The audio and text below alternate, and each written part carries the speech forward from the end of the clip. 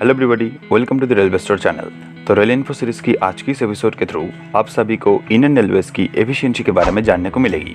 सबसे पहले इस एपिसोड को स्टार्ट करने से पहले हम आपसे बता देना चाहेंगे कि पूरे यूट्यूब में इंडियन रेलवेज की एफिशिएंसी रेट से जुड़ी हुई ये फर्स्ट डिटेल एपिसोड है और आप इस एपिसोड को लास्ट तक देखने के बाद इंडियन रेलवेज की एफिशिएंसी रेट से जुड़ी हुई हर एक तरह की इन्फॉर्मेशन के साथ रूबरू हो जाएंगे। So let's begin today's episode without wasting any time.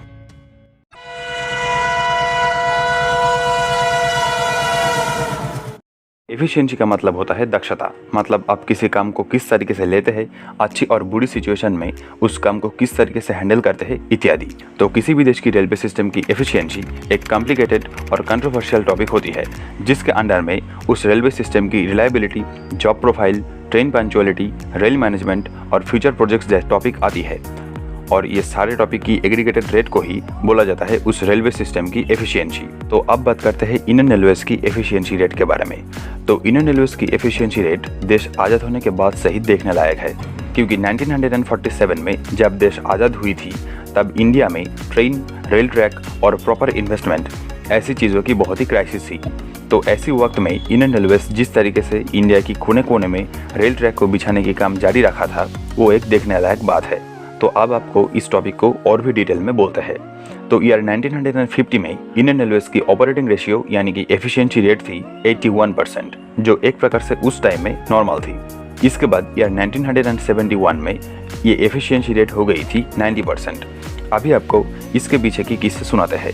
Year 1960 से 1971 तक ये 11 साल में इंडिया 2 वॉर झेल चुकी थी, जहां पर पहली है इंडो चाइना वॉर जो ईयर 1962 में हुई थी और दूसरा है इंडिया पाकिस्तान वॉर 1971, जिसे हमें मुक्ति युद्ध के नाम से जानते हैं।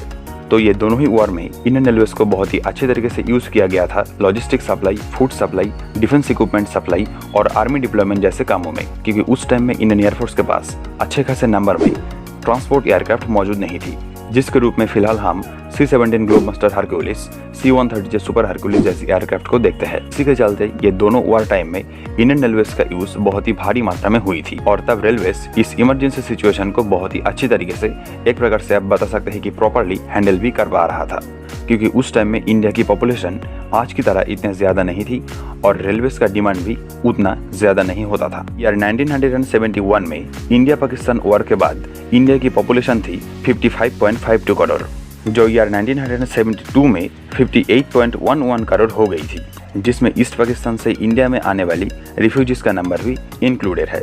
और ऑफिशियली बताया जाता है कि वॉर सिचुएशन और उसके बाद ईस्ट पाकिस्तान से इंडिया में आने वाली रिफ्यूजीज का संख्या थी 6 मिलियन यानी कि 60 लाख से 8 मिलियन यानी कि 80 लाख के आसपास। तो इस कंडीशन में इंडियन पॉपुलेशन इंक्रीज होने के साथ साथ रेलवेज का डिमांड भी इंक्रीज हो रहा था और इसके बाद इंडियन रेलवेज की एफिशिएंसी रेट कम होने के पीछे इस कारण को भी ठहराया जाता है। हालांकि इसके पीछे कितना सच्चाई है ये आपके तरह हम भी नहीं जानते हैं, क्योंकि इस टॉपिक से जुड़ी हुई किसी भी तरह की इन्फॉर्मेशन फिलहाल इंटरनेट में अवेलेबल नहीं है। अब इस वॉर सिचुएशन को क्रॉस करके आगे चलते हैं, लेकिन इसके पहले अगर आपको इस एपिसोड को अच्छा लग रहा है तो इस वीडियो को लाइक करना ना भूलें। यार 1980 में इंडियन रेलवेज की एफिशिएंसी रेट थी 96.1% और ईयर 2000 तक ये रेट 98.3% हो चुकी थी। लेकिन इसके बाद ईयर 2002 से 2008 तक इंडियन रेलवेज की ऑपरेशन रेशियो डिक्रीज होते हुए नजर आया था, जो थी 2003 में 92.3%, 2004 में 90.98%,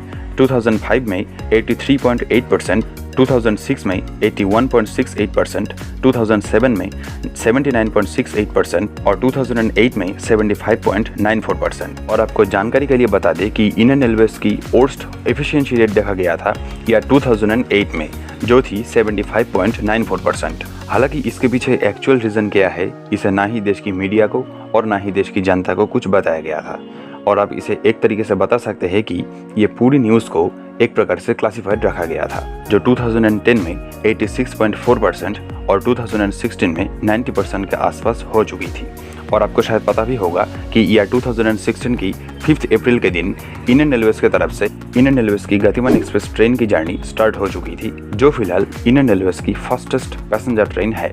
और हो सकता है कि ये ट्रेन इंडियन रेलवेज की एफिशिएंसी रेट को इंक्रीज होने में कुछ हेल्प किया है, क्योंकि इसके बाद 2018 में इंडियन रेलवेज की एफिशिएंसी रेट हो चुकी थी 92.4% और इंडियन रेलवेज की लेटेस्ट एफिशिएंसी रेट है 96.2%, जो ईयर 2020 में देखा गया था। तो अभी आपके मन में एक सवाल आ सकता है कि ministry of railways Indian railways की इस एफिशिएंसी रेट को अपवर्ड यानी कि ऊर्ध्वमुखी रखने के लिए क्या सोच रहा है।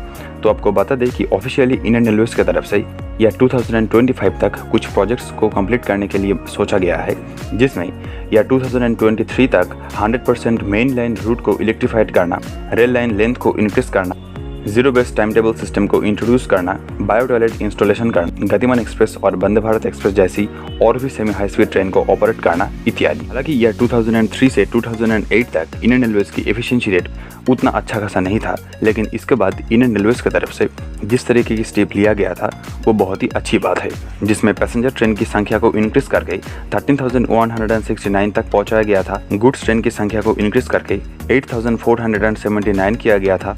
इसके बाद बहुत सारे हाई स्पीड ट्रेन को ऑपरेट करना, जैसे कि 2011 में दुरंतो एक्सप्रेस, 2016 में हमसफर और गतिमान एक्सप्रेस, 2012 में डबल डेकर एक्सप्रेस और 2019 में वंदे भारत एक्सप्रेस जैसे ट्रेन मौजूद है।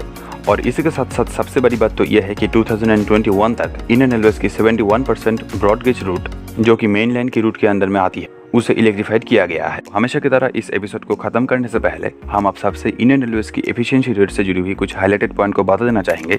नंबर 1, इंडियन गवर्नमेंट की तरफ से रेलवेज की एफिशिएंसी रेट से जुड़ी हुई फर्स्ट रिपोर्ट को अनाउंस किया गया था ईयर 1950 में, और उस साल में इंडियन रेलवेज की एफिशिएंसी रेट थी 81% के आसपास। नंबर 2, ईयर 1950 में गवर्नमेंट की तरफ से रेलवेज की एफिशिएंसी रेट से जुड़ी हुई फर्स्ट रिपोर्ट को अनाउंस करने के 50 साल बाद ईयर 2000 में इंडियन रेलवेज की हाईएस्ट एफिशिएंसी रेट को देखा गया था, जो थी 98.3%। नंबर 3, ईयर 2008 में इंडियन रेलवेज की लोएस्ट एफिशिएंसी रेट को देखा गया था, जो थी 75.94%। नंबर 4, इंडियन रेलवेज की लेटेस्ट एफिशिएंसी रेट है 96.2%, जो ईयर 2020 में देखा गया था। तो ये थी इंडियन रेलवेज की एफिशिएंसी रेट से जुड़ी हुई कुछ जानकारी, जिसे हमने आपको कुछ आसान शब्दों में एक्सपोज किया है। बाकी मिनिस्ट्री ऑफ रेलवेज की तरफ से इंडियन रेलवेज की एफिशिएंसी को अच्छी खासी रखने के लिए किस तरीके की स्टेप लेना जरूरी है, इसे नीचे कमेंट करना ना भूले, और इसके लिए कमेंट बॉक्स खुला है। That is it for today's episode. अगर आपको एपिसोड अच्छा लगा हो तो लाइक और शेयर करना ना भूले, और आपका कोई सुझाव या ओपिनियन है तो आप कमेंट बॉक्स में जरूर शेयर कीजिए। बाकी इंडियन रेलवेज के साथ जुड़ी हुई और भी इन्फॉर्मेशन के लिए आप इस चैनल द रेलवे स्टोर को सब्सक्राइब कर सकते हैं। So thanks for watching this video. जय हिंद, वंदे मातरम।